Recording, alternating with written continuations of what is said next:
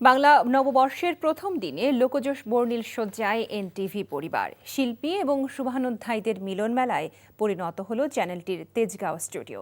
উদযাপনে ছিল গ্রামীণ বাংলার চিরায়ত ঐতিহ্য। বিস্তারিত দেখুন নিয়ামুল আজিজ সাদেকের রিপোর্টে। বান্ডেল থাকলে প্রতি সেনমানিতে টাকা বাঁচবে।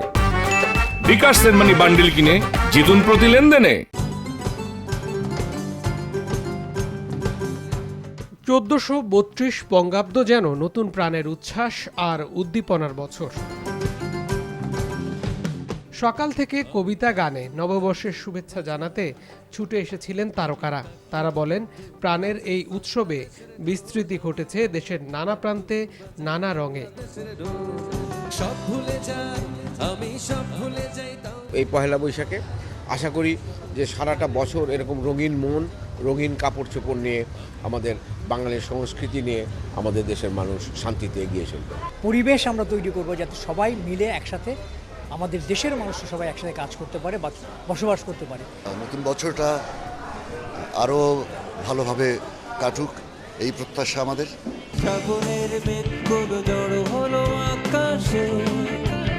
জনপ্রিয় গানে ডিফারেন্ট টাচের মেজবাও মন্ত্রমুগ্ধ করে রাখেন।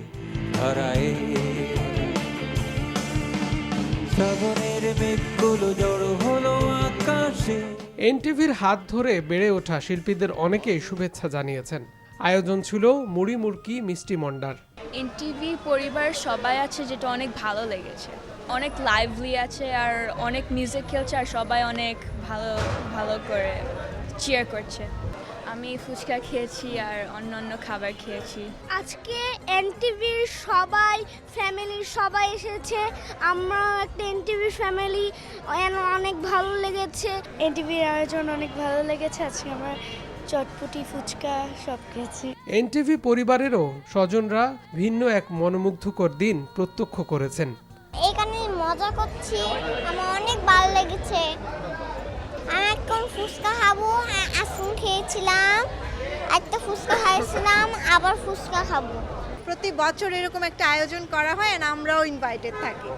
আমাদের এনটিভির সব পরিবার নিয়ে আমরা যে একত্রিত হয়ে যে আনন্দটা পালন করলাম, এটা আসলে সচরাচর হয় না।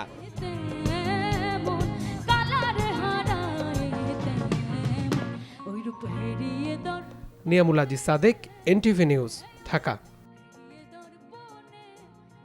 বান্ডেল থাকলে প্রতি সেনমানিতে টাকা বাঁচবে।